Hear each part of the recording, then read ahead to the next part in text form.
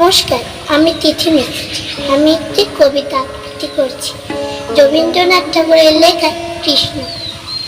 কৃষ্ণ কলি আমি তারেই কালো তারে বলে গায়ে এলো, মেঘলা দিনে দেখেছিলেন মাঠে কালো মেঘ কালো হয়ে চোখ, ঘুমটা মাথায় ছিল না তার মুক্ত বেনি পিঠের পরে লোটে কালো, তা সে যতই কালো হোক দেখেছি তার কালো চোখ, ঘন মেঘে আধার হলো থেকে ডাকতে ছিল শ্যামল দুটি গান। শ্যামা মেয়ের ব্যস্ত ব্যাকুল হতে কুটির হতে তেস্তে এলো তাই আমার পানে দেখলে কি নাচে, আমি জানি আর জানে সেই মেয়ে কালো, তা সে যতই কালো হোক দেখেছি তার কালো হরিণ চোখ।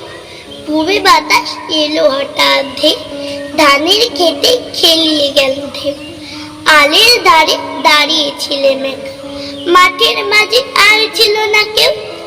আমার পানে দেখলে কি নাচে, আমি জানি আর জানে সেই মেয়ে কালো, তা সে যতই কালো হোক দেখেছি তার কালো হরিণ চোখ।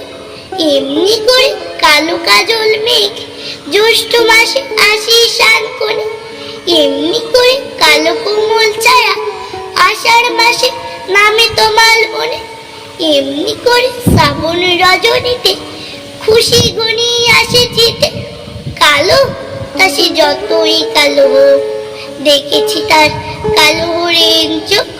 কৃষ্ণ কলি আমি তারে আর যে যা বলে বলুক অন্য লোক, দেখেছিলে ময়না পাড়ার মাঠে কালো মেঘ কালো হরিণ চোখ, মাথার পরে দেয়নি তুলে বাস, লজ্জা পার পায়নি অবকাশ কালো, তা সে যতই কালো হোক দেখেছি তার কালো হরিণ চোখ।